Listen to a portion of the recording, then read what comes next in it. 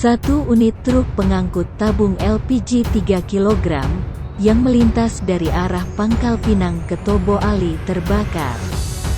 Truk dan ratusan gas tersebut ludes di lahap si jago merah. Api membumbung tinggi menghabiskan mobil dan gas tersebut. Tidak ada korban jiwa dalam kejadian tersebut.